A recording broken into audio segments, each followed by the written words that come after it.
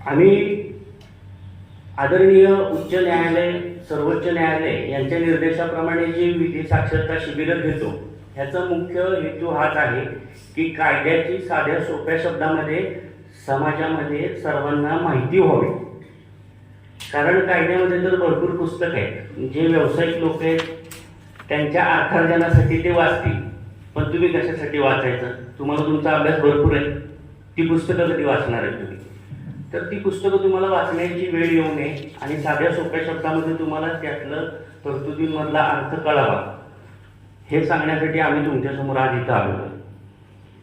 तर गुन्हा म्हणजे काय? आम्ही जेव्हा लहान विद्यार्थ्यांच्या समोर शाळांमध्ये जाऊन शिबिरं घेतो, 1ली ते 4थी वयोगट आहे, 5वी ते 10वी वयोगट आहे, त्या विद्यार्थ्यांना आम्ही साध्या सोप्या शब्दात सांगतो की गुन्हा म्हणजे काय.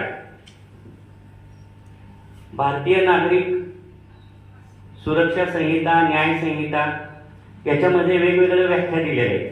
त्या व्याख्या सगळ्या वाचून आकलन करण्याची आत्ता आपल्याला गरज नाही. आत्ता आपला शालेय अभ्यासक्रम भरपूर आहे.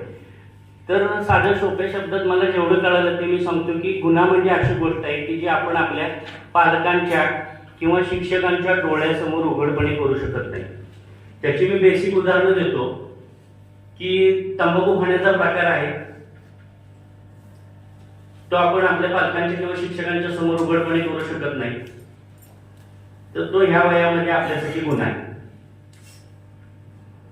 तसंच कॉलेजच्या अनुषंगाने महत्वाची गोष्ट म्हणजे रॅगिंग ऍक्ट. रॅगिंग ऍक्ट बद्दल मी थोडक्या शब्दात सांगतो की शैक्षणिक संस्थांमध्ये आपण शिक्षण घेत असताना या ठिकाणी आपल्याला कुणीही आपली छेड काढली, चिडवलं, त्रास दिला, अपमान केला, अपमानकारक वागणूक दिली आणि त्याच्या पलीकडे जाऊन मग बाचाबाची करणे, शिवीगाळ करणे, मारहाण करणे, अशी कुठलीही कृत्य केली तर ती सगळी त्या रॅगिंग ऍक्ट मध्ये जे गुन्ह्याचं स्वरूप दिलेलं आहे त्या संज्ञेच्या व्याप्तीमध्ये येतात. मग आता आठवून बघा की आपल्याकडून असं काही पूर्वी झालंय का, कळत न कळत, आणि झाला असेल तर इथून पुढे सावध राहा.